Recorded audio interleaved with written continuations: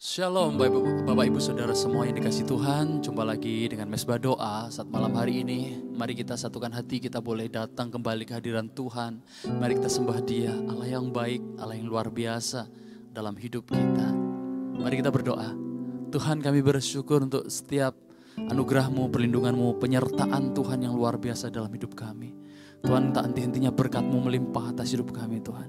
Saat ini Tuhan, sebagai ucapan syukur kami mau Tuhan duduk diam di bawah kaki-Mu. Kami mau Tuhan menikmati hadirat Tuhan. Kami mau Tuhan menyembah Engkau. Bila kiranya Engkau ada, Engkau hadir, menyentuh setiap hati kami. Menjamah, mengurapi setiap kami. Jiwa kami dibebaskan, jiwa kami disegarkan oleh hadirat-Mu. Terpujilah nama-Mu Tuhan. Bila kiranya Engkau mengampuni setiap kesalahan dan dosa kami. Dan Engkau layakkan kami untuk tinggal dalam hadirat Tuhan. Di dalam nama Tuhan Yesus Kristus kami berdoa, haleluya, amin.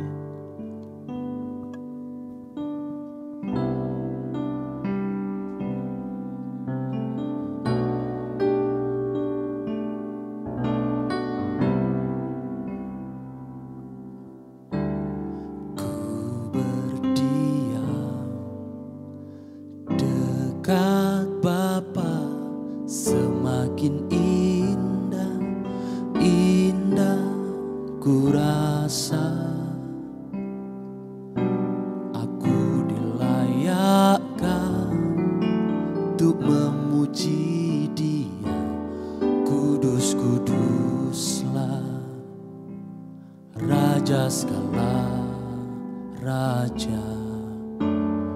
Ku bernyanyi bagi Dia, korban terindah akan ku sembahkan. Pujianku naikkan, jiwaku bersorak. Aku diangkat semakin dekat dengan Bapa. Dalam hadirat-Nya ku rasa bahagia. Dalam hadirat-Nya ada damai dan sejahtera. Dalam hadirat-Nya ku temukan iman kekuatan. Dalam hadirat-Nya ku temukan kasih-Nya.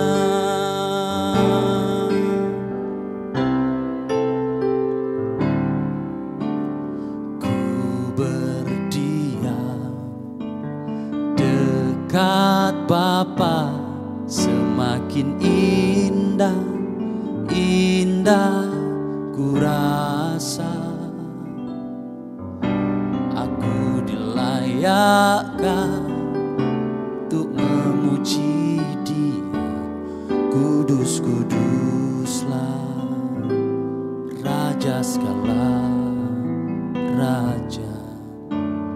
Ku bernyanyi bagi Dia, korban terindah akan ku sembahkan. Pujianku naikkan, jiwaku bersorak. Aku diangkat semakin dekat dengan Bapa. Dalam hadirat-Nya ku rasa bahagia. Dalam hadirat-Nya ada damai dan sejahtera. Dalam hadirat-Nya ku temukan iman kekuatan. Dalam hadirat-Nya ku temukan kasih-Nya. Dalam hadirat-Nya ku rasa bahagia. Dalam hadirat-Nya ada damai dan sejahtera. sejahtera. Dalam hadiratnya ku temukan iman kekuatan. Dalam hadiratnya ku temukan kasih-Nya. Oh, dalam hadiratnya ku rasa bahagia. Dalam hadiratnya ada damai dan sejahtera. Dalam hadiratnya ku temukan iman kekuatan. Dalam hadiratnya ku temukan kasih-Nya. Dalam hadiratnya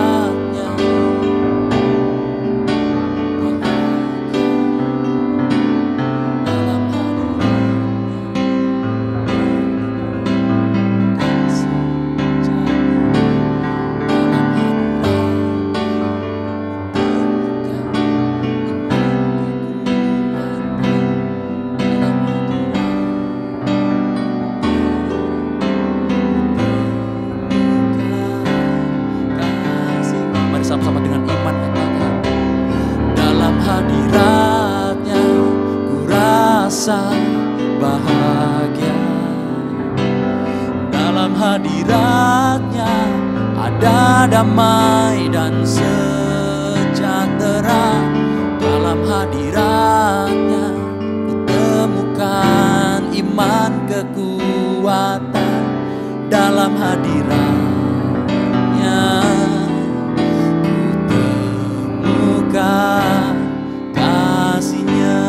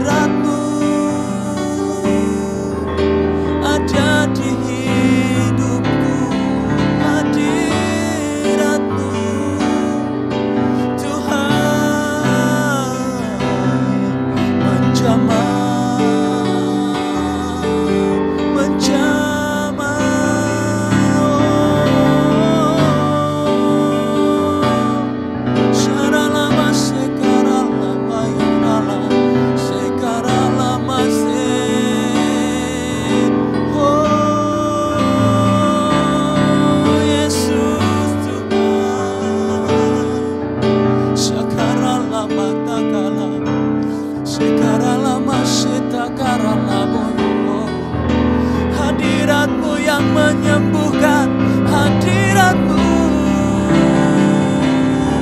Syaralama sekaralama yaralama sekaralama yara. Oh,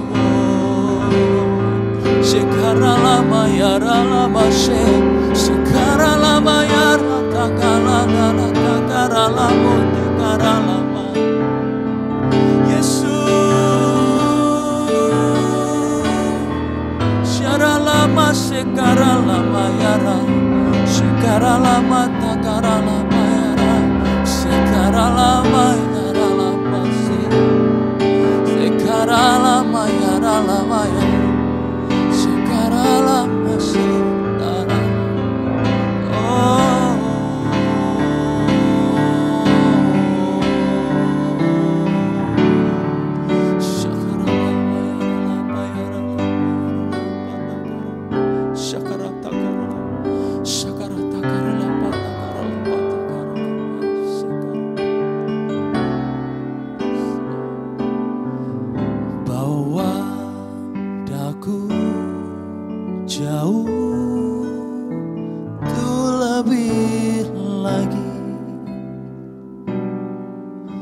tinggal di hadirat-Mu, angkat aku jauh lebih tinggi lagi, untuk mendekat padamu. Bawa daku jauh lagi, tinggal di hadirat-Mu, angkat aku jauh lebih tinggi lagi, untuk mendekat padamu.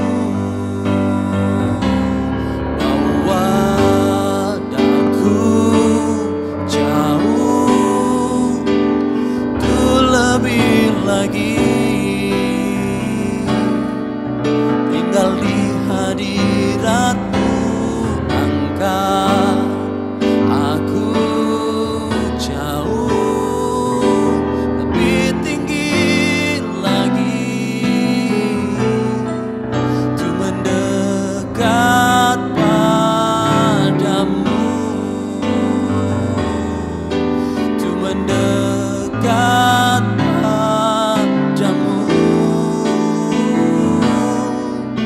mendekat padamu.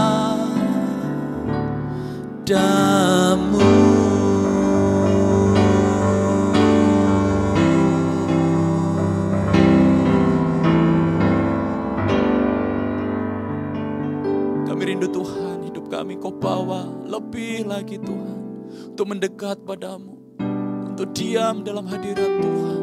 Sepanjang hidup kami dilingkupi oleh hadirat Tuhan.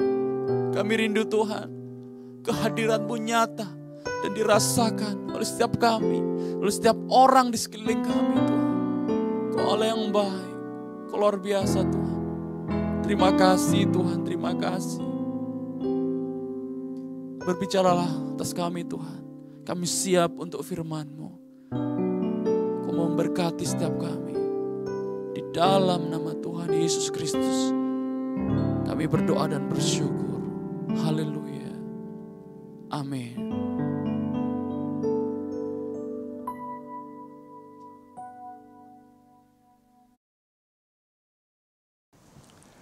Shalom saudara, selamat malam. Apa kabarnya?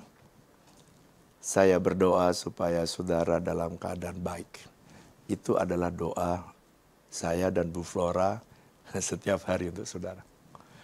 Dalam keadaan baik, ya Tuhan menolong saudara. Dan lewat mesbah itu, saya akan mengupas beberapa SMA yang kita baca setiap hari. Ya. Ada perjanjian lama, perjanjian baru, Amsal, Mazmur yang kita baca setiap hari. Oke? Nah, pada bagian ini saya ingin membaca dari Matius pasal 4, yakni tentang pencobaan, judulnya di padang gurun. Atau kalau saya mau berikan judul untuk renungan kita hari ini, bagaimana sih kita menang atas ujian, menang atas pencobaan yang datang. Sekarang saya definisikan dulu sebab ada banyak yang bertanya. Sebenarnya apa sih Pak bedanya ujian dan pencobaan? Sama saja sih. Cuman dari sisi mana kita melihat. Kalau setan mencobai kita supaya kita jatuh. Tapi Tuhan mengizinkan pencobaan dari sisi Tuhan merupakan sebuah ujian. Dan ingat, Tuhan tidak pernah mengizinkan ujian datang dalam hidup saudara melebihi kekuatan saudara. Makanya saudara di dalam 1 Korintus pasal 10 ayat 13 dikatakan begini. Pencobaan-pencobaan yang kamu alami adalah pencobaan-pencobaan yang apa? Biasa. Kenapa disebut pencobaan biasa? Karena Tuhan memang menyaring. Yang luar biasa jangan. Yang biasa aja. Jadi pencobaan yang datang kepada kita itu yang biasa. Karena yang luar biasa ditanggung Yesus di atas kayu salib. Banyak yang kau dan saya tidak mampu. Dan Yesus lakukan. Itu sebabnya Yesus manusia yang sempurna. Nah sekarang, mari kita belajar bagaimana Yesus menangani pencobaan. Menangani ujian. Ya kita saudara perlu mengerti bagaimana pelajaran-pelajaran apa sih yang kita bisa belajar dari cara Yesus memenangkan ujian. Jangan gini, saya suka mendengar kesaksian, aduh Pak, saya kemarin jatuh dalam ujian itu. Ada pencobaan kok saya langgar, udah tahu itu firman gak boleh, saya langgar. Nah, bagaimana caranya supaya kita tidak jatuh? Baik dalam dosa, dalam pencobaan yang dijerat oleh setan, atau ujian yang sengaja diizinkan Tuhan datang dalam hidup saudara. Dan Tuhan seharusnya melihat kamu menang. Gimana caranya supaya menang? Kita belajar dari Yesus yang memang salah satu contoh. Dan catatan Matius ada catatan yang bagus. Saya mulai dari ayat pertama. Maka Yesus dibawa oleh Roh Kudus ya, ke padang gurun untuk dicobai oleh iblis. Nah, ayat ini kita belajar.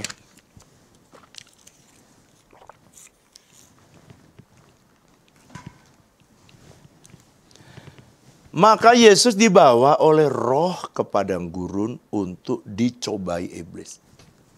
Jadi, ingat ya. Tadi kalau saudara bingung antara pencobaan dan ujian, udah sebenarnya semuanya sama. Dilihat dari sisi mana dilihatnya.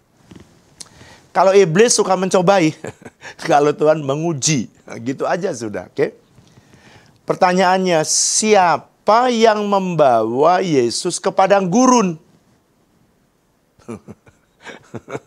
Siapa yang membawa Yesus ke padang gurun?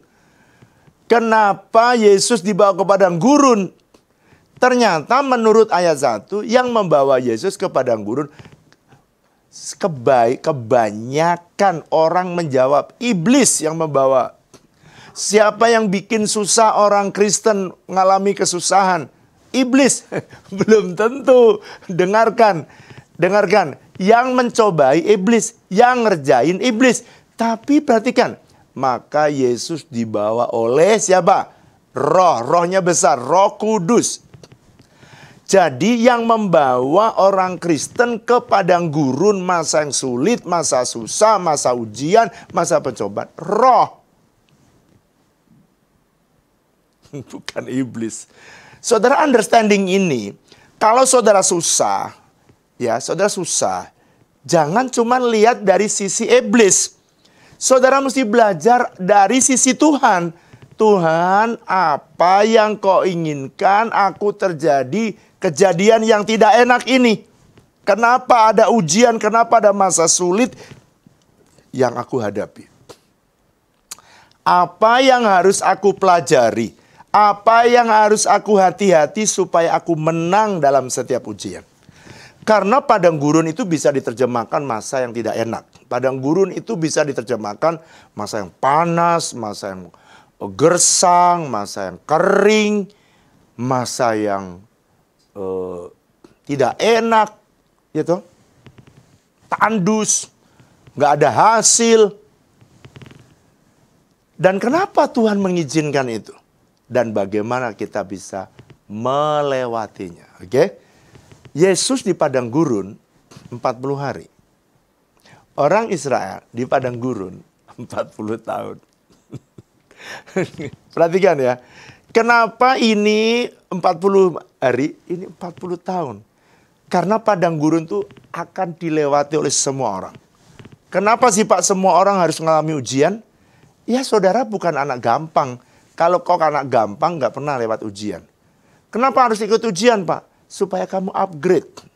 Jadi Tuhan bukan tanpa alasan membawa kamu dalam ujian. Tuhan punya alasan, jadi jangan marah. Justru ketika Tuhan izinkan itu, saudara minta kekuatan Tuhan supaya kamu bisa lulus. Ujian gak ada yang senang. Tapi ingat, kalau kamu lulus, kamu upgrade. Kamu mengalami kenaikan rohani, level rohani. Nah sekarang kita belajar. Jadi ya bagian yang pertama yang saudara harus belajar adalah jangan salahkan setan setiap kali saudara ada di padang gurun. Saudara harus bertanya kepada Tuhan, belajar apa yang harus saya pelajari. Dari setiap peristiwa padang gurun terjadi dalam hidup kita. Saya mengalami padang gurun berulang kali. Dan di padang gurun yang menyulitkan hidup saya. Tapi saya harus mengambil keputusan yang akurat dan tepat. Karena apa? Belajar dari Yesus. Ya, sekarang kita belajar. Ayat yang kedua. Dan setelah berpuasa 40 hari 40 malam, akhirnya laparlah Yesus. Saudara, yang pertama yang harus saudara dan saya pelajari adalah, tadi yang pertama, kalau kita menghadapi masa padang gurun, saudara bukan hanya nengking iblis, tetapi saudara mesti belajar apa yang Roh Kudus inginkan, kenapa dia membawa aku ke padang gurun. Nomor dua, kalau ada di padang gurun atau masa ujian, saudara ada satu kebiasaan Yesus yang baik saudara tiru. Yaitu berdoa dan berpuasa.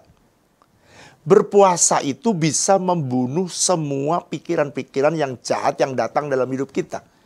Dan menenangkan berkecamuknya hati kita yang ingin memberontak kepada Tuhan. Jadi puasa itu memang lapar. Sengaja dengan lapar, saudara menggunakan waktu biasanya makan, nyari makan. Sekarang Anda nggak nyari makan. Anda duduk tenang di kaki Tuhan. Kebiasaan ini akan membuat saudara bisa menetapkan keputusan yang akurat. Oke, itu bagian kedua. Saudara? Puasa. Berpuasa, jadikanlah menjadi gaya hidupmu. Jadi sengaja kau berpuasa, bisa puasa Daniel, bisa puasa biasa, jam 12 makan, bisa puasa mutlak 1 hari, tidak makan, tidak minum. Saudara bisa putuskan. Tapi intinya adalah kamu nggak sibuk lagi. Kalau puasa Daniel tuh gini, aku nggak lagi nyari apa yang jadi keinginanku, tapi apa yang ada di depanku itu yang aku makan. Sayur yang nggak enak, nggak sedap, tempe, yang seperti Daniel makan. Bukan daging yang enak-enak ya. Tujuannya adalah untuk menenangkan pikiran kita yang berkecamuk. Karena kalau orang yang ada di padang gurun, pikirannya berkecamuk. Banyak aja alasan-alasan dan pikiran kita membela diri kita. Dan banyak orang gagal karena dia tidak belajar menaruh hatinya silent, mendengarkan Tuhan. Tapi dia memberontak. Dan waktu saudara memberontak, cara yang paling bagus menenangkan adalah diam di kaki Tuhan. Kalau puasa tanpa berdoa namanya diet. Berdoa tanpa berpuasa masih lumayan. Bisa ada hasil. Tapi berdoa dan berpuasa dahsyat. Ya, saudara bisa pilih. Jadi kalau di masa-masa seperti itu, berpuasa menjadi pilihan kita. Seperti Yesus. Jadi kita belajar step by step. Yang kedua ya. Sekarang yang ketiga. Apa yang kita bisa belajar supaya kita menang? Jadi kedua tadi kenapa mesti puasa? Menenangkan pikiran kita supaya kita nggak cari kambing hitam. Kenapa saya ngalami padang gurun ini? Bukan nyalain sana, bukan nyalain sini. Tenang pikiranmu. Bukan nyalain setan, bukan nyalain tetangga, kakak, saudara, pendeta. Jangan tenangkan hatimu di hadapan Tuhan. Supaya kamu bisa clear. Sebab kadang-kadang ayat pertama tadi, Roh Kudus membawa kamu untuk melewati ujian. Dan kalau lulus, ya berhasil. Kalau lulus, naik tingkat. Pasti. Dan ada reward datang dari Tuhan. Pasti ada berkat yang lebih, kepercayaan yang lebih, semuanya lebih. Oke? Sekarang kita baca next, lanjutnya. Setelah berpuasa, datanglah si pencoba, ayat 3. Datang si pencoba, si iblis, dan berkata kepadanya, jika engkau anak Allah, perintahkanlah supaya batu-batu ini menjadi roti. Saudara mesti mengenal yang ketiga ya. Tadi yang pertama saudara mesti ngerti padang gurun itu padang gurun. Siapa yang membawa kita ke padang gurun? Roh. Jangan nyalain sedikit-sedikit iblis. Karena kalau Anda nggak ngerti ini, saudara selalu nyalain setan. Selalu nyalain orang. Kedua, saudara mesti menenangkan hati dan pikiran supaya bisa mendengar arahan Tuhan. Supaya waktu ujian itu datang, kamu bisa mengerti akurat apa yang harus kau ambil. Yang ketiga, perhatikan. Saudara mesti ngerti jenis-jenis pencobaan yang datang dalam hidup kita. Pencobaan yang pertama, yang ketiga ya, saudara harus kenalin. Pencobaan yang pertama adalah pencobaan dalam urusan atau ujian urusan fisik. Urusan fisik nih, lapar, apalagi itu. Fisik itu lapar, haus, kebutuhan fisik, pakaian, ya kebutuhan sandang, pangan, papan, itu kebutuhan fisik, uang, itu fisik semua. Kadang-kadang Tuhan Yesus itu ya pas lapar, kebutuhan fisiknya makan. Lalu dia ditanya, bisakah kamu membuat roti dari batu? Ya pasti bisa karena dia bisa berkata. Tetapi Yesus tidak lakukan itu. Apa yang dikatakan? Tetapi Yesus menjawab, ada tertulis manusia hidup bukan dari roti saja, tetapi dari setiap firman yang keluar dari mulut Allah. Sekarang saudara perhatikan. Yang ketiga tadi saudara mesti mengenali jenis-jenis ujian. Ada 3 jenis ujian. Yang pertama ujian fisik. Ya catat aja nanti supaya saudara ngerti. Kedua, ada ujian yang namanya ujian psikis atau jiwa. Pikiran yang diganggu, perasaan dan kehendak. Nanti kita belajar. Yang ketiga, ujian yang ketiga adalah ujian masalah roh. Ujian fisik, tubuh, jiwa atau psikis, dan roh, masalah roh.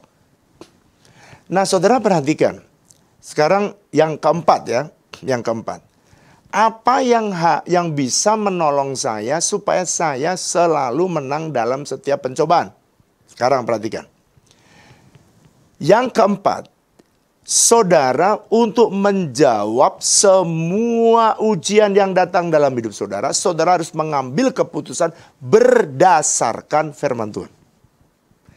Sebab kalau kamu tidak mengambil keputusan yang biblical berdasarkan firman Tuhan, maka kamu dipastikan kalah dalam ujian.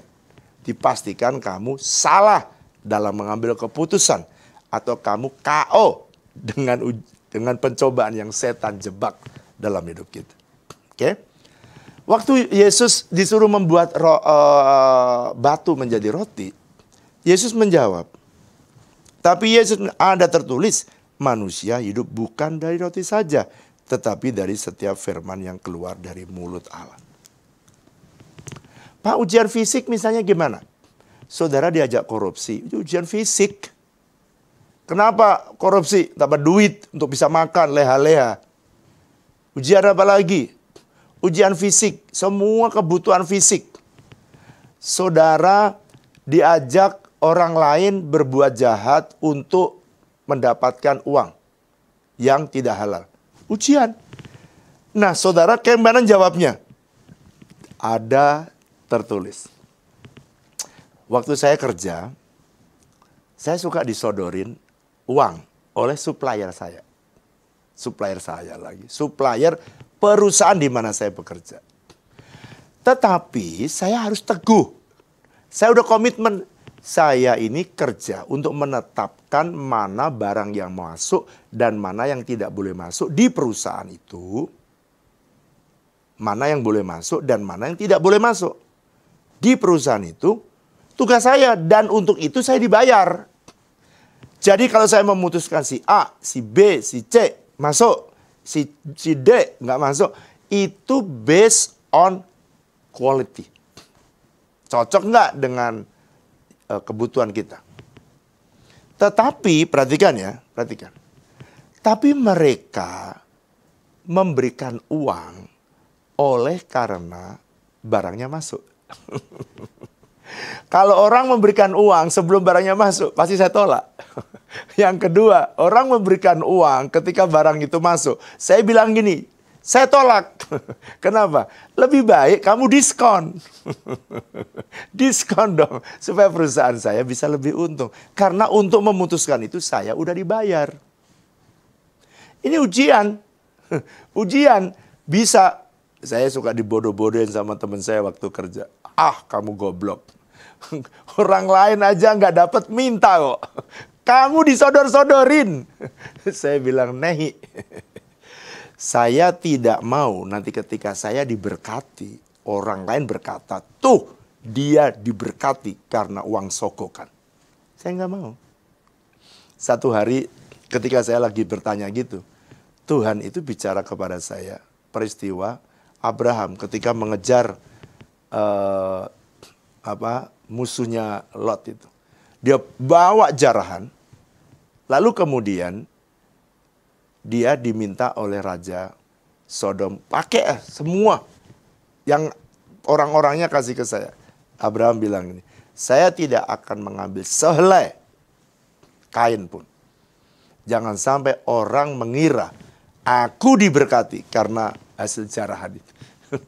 Enggak. Waktu saya, saudara, orang lain boleh memilih. Enggak apa-apa Pak Wiryo, enggak apa-apa. Ya, saya memilih tidak. Istri saya kaget ketika ada orang datang membawa duit segebok ke rumah. Dia pikir saya mata duitan. Enggak. Enggak. Ditolak. Saya tolak juga. Ke rumah pun saya tolak. Lalu satu hari, saya cerita sama bos saya. Lalu bos saya bilang gini, Wiryo, aku tahu ketulusan hati kamu. Sekarang kalau kamu dikasih orang, karena kamu udah cerita saya, kamu terima aja. Terus untuk saya bos, bukan. Serahin ke perusahaan. Oh ya, oke. See, kalau seandainya saya mengambil itu, dan suatu hari bos saya tahu, pasti saya dipecat. Lihat. Dan teman saya yang berkata, kamu bodoh Wiryo. 3 bulan kemudian, dia dipecat. Saya selamat. Uangnya saya ambil, saya kasihkan ke perusahaan. Saya aman. Saya aman, saya digaji udah kok. Jadi saudara, kadang-kadang ujian ini yang membuat orang lain, kenapa sih kamu sulit diberkati Tuhan? Karena kamu nggak lulus ujian. Orang mau masuk SMP, ya harus lulus SD dong. Harus ujian SD-nya harus lulus. Saudara, kalau mau diberkati harus menang dengan uang. That's it. Ujian apa saja. Fisik, apalagi itu. Mata. Oh, 5 panca indera lah ya. Mata, lihat cewek jelalatan. Nah, lihat istri orang. Istrinya sendiri aja belum habis. Lihat istri orang. Kepengen istri orang. Coba banyaklah pencobaan-pencobaan yang datang, fisik 5 panca indera. Kebutuhan sandang, pangan, papan, semua kebutuhan fisik. Oke? Sekarang yang kedua, kebutuhan jiwa. Kebutuhan jiwa itu adalah rasa tenang, rasa dihormati, rasa dihargai, rasa disanjung, rasa diberi pengertian, ya, rasa diterima. Itu kebutuhan-kebutuhan psikis, kebutuhan-kebutuhan jiwa, kebutuhan tenang, hidup bahagia. Apa yang dilakukan oleh setan? Kemudian iblis membawanya ke ayat 5. Kemudian iblis membawanya ke kota suci dan menempatkan dia di bubungan bait Allah. Lalu berkata kepada, jika engkau anak Allah, jatuhkanlah dirimu ke bawah, sebab ada tertulis mengenai engkau, ia akan memerintahkan malaikat-malaikatnya, dan mereka akan menatang engkau di atas tangannya, supaya kakimu jangan terantuk kepada batu. Saudara perhatikan, apa jawab Yesus? Ayat yang ke-7. Yesus berkata kepadanya, ada tertulis, jangan kamu mencobai Tuhan. Sekarang lihat saya jelaskan yang bagian ini. Yesus menang itu oleh karena dia mendasarkan semua kebutuhan, baik tubuhnya, baik jiwanya, baik rohnya, selalu berdasar dari firman. Saudara kalau pengen menang dalam setiap pencobaan, sudah jangan mengambil keputusan. Saudara dinaikkan, ditinggikan, semua orang juga senang, diagungkan. Tapi kalau itu bukan yang Tuhan kehendaki, lalu diangkat kemudian suruh jatuh, Tuhan pasti akan menatang kamu. Malaikatnya akan menatang. Ini Mazmur 91 yang dikutip oleh setan. Setan itu ngerti firman. Makanya kalau saudara nggak baca firman, kalah sama setan. Makanya anak Tuhan mesti baca firman. Supaya kamu kalau diplesetin firman, kamu ngerti, jangan mencobai Tuhan. Jangan ngagung-agungkan aku, naik-naikin, ngangkat-ngangkat. Jangan. Saya masih ingat. Saya kenapa dimarahi Tuhan. Saya kenapa sih suka cerita. Oh kemarin tak ceritain ya.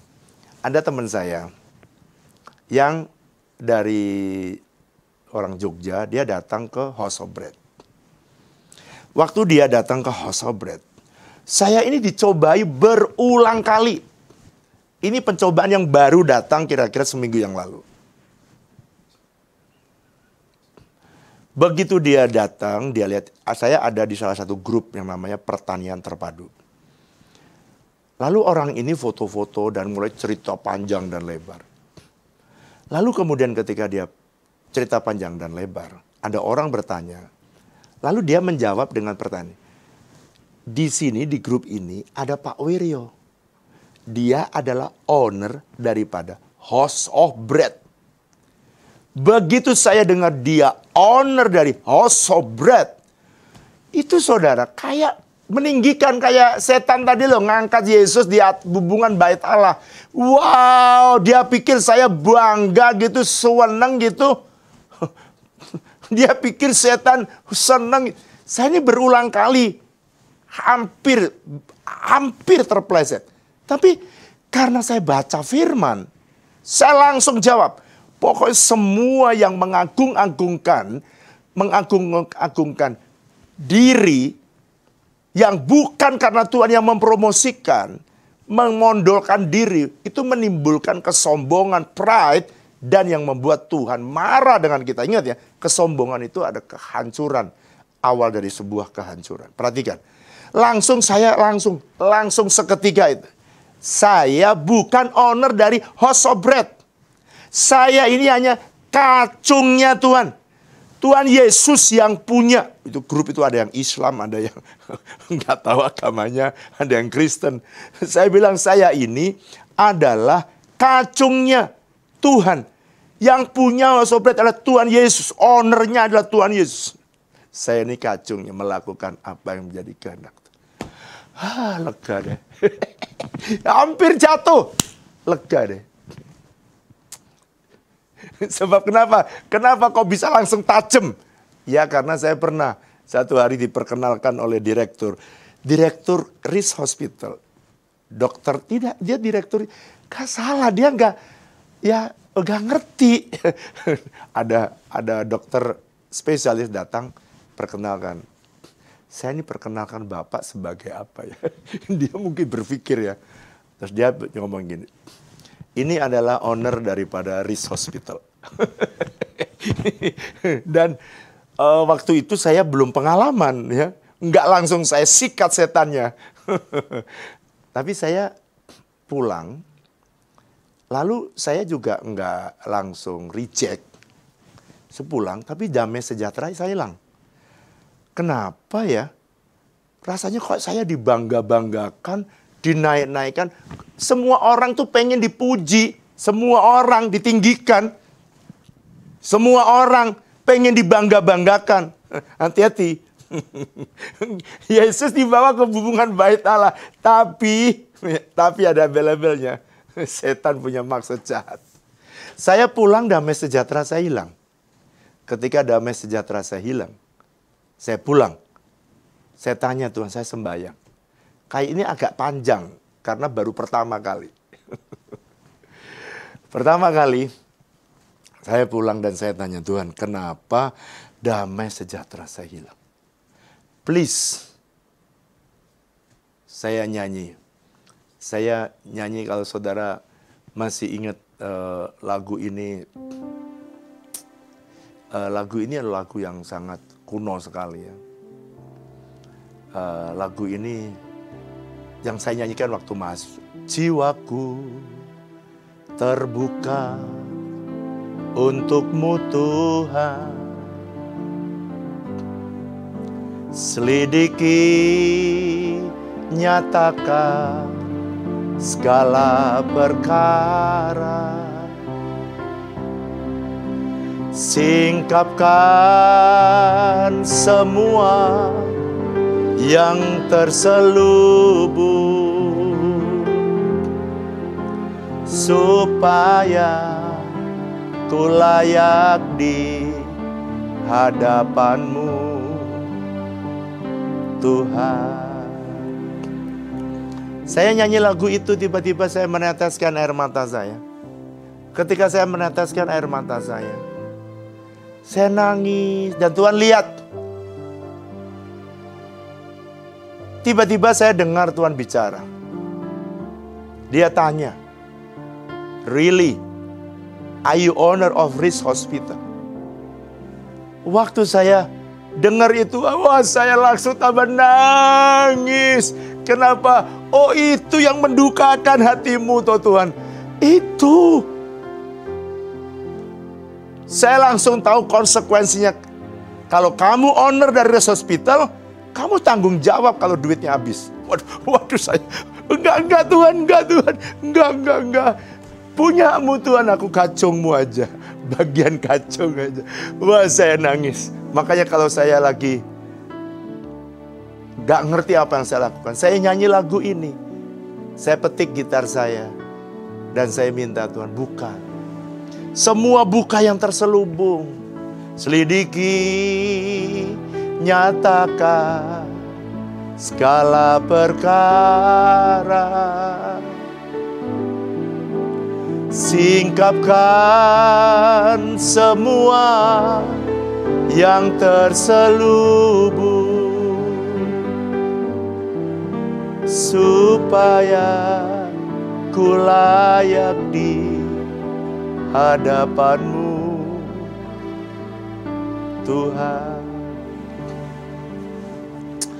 Pengalaman itu agak jauh ya. Pengalaman itu pertama itu agak jauh, tapi akhirnya terbongkar. Setan tuh licik. Kalau kebutuhan psikis disanjung orang, dipuji, yang salah diterima, jebret. Wah, Tuhan bilang, oh kamu ownernya toh, oh kamu toh, kamu tanggung jawab ya. Wah, aku langsung angkat tangan. Satu hari, ada lagi. Satu hari ada PT, kita beli pakan ikan dari sebuah PT. Lalu bosnya datang, pimpinan atasnya, dia bilang, Pak, ini pimpinan tertinggi nasional kita.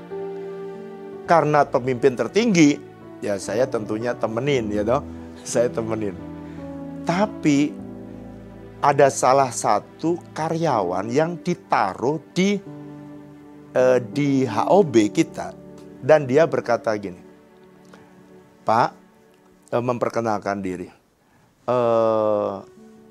Dia memperkenalkan saya. Pak, ini Pak Wiryo. Oh, ini Pak Wiryo, iya. Dia ini adalah owner daripada budidaya ikan yang ada di tempat ini. Ini semua, ini ownernya, Pak.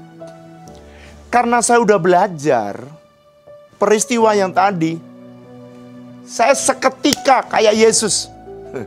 Jangan kamu mencobai Tuhan, gitu langsung. Ada tertulis, jangan mencobai Tuhan. Jangan sombong kamu, gitu kira-kira. Kesombongan adalah awal daripada kejatuhan. Langsung saya sikat di tempat itu. Why? Kenapa? Udah pengalaman. Seperti teman saya tadi. Aku bukan owner. Aku bukan owner. Aku ini hanya kacung. Selesai udah. Menang. Kepercayaan Tuhan menambah. Supaya apa? Supaya saudara belajar. Minta Tuhan buka. Supaya saudara ngerti. Oke? Yang pertama tadi apa? Rahasia pertama. Saudara ngerti bahwa yang membawa padang gurun bukan setan, Roh Kudus. Yang kedua, di padang gurun saudara mesti belajar untuk berpuasa menjadi gaya hidup. Way of life. Kenapa harus berpuasa? Supaya menenangkan pikiranmu. Kecamuk-kecamuk dalam hati kita. Yang ketiga, saudara harus meniru Yesus. Mengenali jenis-jenis dari pencobaan atau ujian. Ya, ingat ya, ada ujian fisik, ada ujian psikis, jiwa. Diagungkan, ditinggikan, direndahkan. Sama tuh, direndahkan, dibanting. Itu ujian juga sama. Kalau nggak bisa ditinggikan, dihancurin. Direndahkan, ditolak, sama. Yesus ditolak berulang kali. Tapi dia pulih, orang pribadi yang pulih. Nggak usah sakit hati. Yang keempat, yang terakhir adalah kamu harus penuh bereaksi sesuai dengan firman. Baru kamu menang. Terakhir, ini ujian yang terakhir. Yesus berkata, dan ayat 8, dan iblis membawanya pula ke atas gunung tadi sudah ya. Membawa ke atas gunung. Oh ya, ayat yang ke-8 sekarang. Dan iblis membawanya pula ke atas gunung yang sangat tinggi dan memperlihatkan kepadanya semua kerajaan dan kemegahannya. Dan berkata kepadanya, semua ini akan kuberikan kepadamu jika kamu sujud menyembah. Ini roh, urusan penyembahan ini ujian roh. Ayat 10. Maka berkatalah Yesus kepadanya, enyahlah kamu iblis. Sebab ada tertulis, selalu Yesus berkata, actionnya selalu based on Bible. Engkau harus menyembah Tuhan Allahmu dan hanya dengan Dia sajalah engkau berbakti. Saudara, jangan ada pekerjaan setan yang memisahkan saudara dari kedekatanmu dengan Tuhan. Ini bicara ujian roh. Apa Pak? Ngelembur. Ngelembur. Kamu nggak ke gereja, ngelembur, kamu nggak berdoa, ngelembur, kamu nggak baca Alkitab, ngelembur, kamu nggak punya waktu berhubungan dengan Tuhan. Hati-hati. Loh Pak, bukan cari duit. Iya, boleh dong cari duit. Tapi kalau kamu melembur-lembur dan akhirnya kamu tidak punya waktu persekutuan dengan Tuhan. Hati-hati. Termasuk pendeta, termasuk Bapak. Iya, termasuk saya. Saya kalau terlalu banyak pelayanan, hati-hati. Wait. Hati-hati. Kalau nggak bisa dicegat, ya dijorokin. Setan itu gitu. Udah aja biar pelayanan terus. Lama-lama kering, nggak punya koneksi lagi dengan Tuhan. Sudah, it's very dangerous. Hati-hati ya. Ingat ya, ujian itu ada 3. Ujian fisik, yang tadi saya cerita, masalah duit lah, pakaian, masalah perut lah. Yang kedua, ujian psikis, ditinggikan, diangkat, direndahkan, ditolak. Dan ujian ketiga adalah ujian roh. Jangan mau disenggangkan, jangan mau dipisahkan, jangan mau dijauhkan kedekatanmu sama Tuhan. Pokoknya urusan penyembahan, I want to put my first priority is to God. That's it. Kalau saudara bisa melewati ini. Jadi 4 rahasia ini yang bisa membuat orang tetap bertahan. Dan kalau saudara tanya, Bapak gimana bisa bertahan sampai 4 ini? 4 ini. Kalau mata saya jelalatan, gitu. Aij, gitu. Ada firman gitu. Makanya isi firman Tuhan setiap hari dalam hidup saudara. Nah sekarang saya mau mengakhiri dengan ayat terakhir. Ayat 11. Lalu kalau saudara berhasil, ini ayat 11, perhatikan ya. Lalu iblis meninggalkan dia. Perhatikan. Iblis meninggalkan kita, meninggalkan Yesus. Tapi kalau di dalam Lukas, dia menunggu waktu yang baik. Catatan Lukas. Menunggu waktu yang baik. Jadi dia mundur, tapi dia untuk maju. Itu dia. Setan itu enggak bosan-bosan nyambangin saudara. Dan dia kerjanya 3 shift. Kurang ajar kan? 3 shift. Makanya kalau saudara mau tidur, kau bilang gini, Tuhan biarlah rohku berhubungan dengan Tuhan. Dan biarlah rohku terus on fire dengan Tuhan. Supaya setan tidak punya kesempatan untuk menggocok kita. Oke? Dan ini akibatnya. Iblis meninggalkan saudara. Dan lihat malaikat-malaikat datang melayani Yesus. Saudara nanti pasti ada pelayanan-pelayanan malaikat. Saudara tiba-tiba mengalami promosi. Kenapa? Lulus ujian pasti upgrade. Gak ada orang lulus SD tetap di SD. Dia pasti naik. Orang kalau lulus ujian pasti upgrade. Orang lain taunya tiba-tiba kapasitasnya jadi besar. Kepercayaannya jadi banyak. Berkatnya nambah melimpah. Kepercayaan Tuhan jadi luas dan sebagainya. Tuhan, saudara mengalami pengalaman-pengalaman dengan malaikat. Pengalaman-pengalaman supranatural. Saya berdoa supaya kebenaran menolong saudara. Dan saya berdoa kalau saudara ada yang jatuh dalam ujian-ujian. Saya mau berdoa. Ayo nyanyi lagu ini. Nyanyikan lagu ini dengan sungguh-sungguh. Jiwaku terbuka. Jiwaku terbuka untuk-Mu Tuhan. Selidiki, nyatakan segala perkara. Singkapkan semua yang terselubung,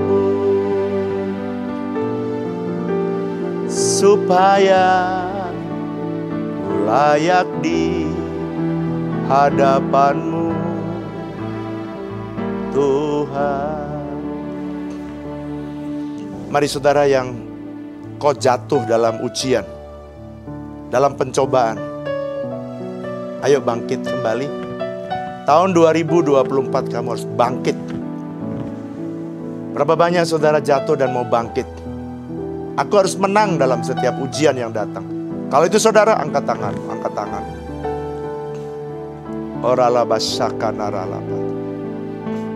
Buat janji dengan Tuhan. Tuhan, aku mau baca firman Tuhan. Supaya aku bisa jawab semua perkataan setan. Buat janji.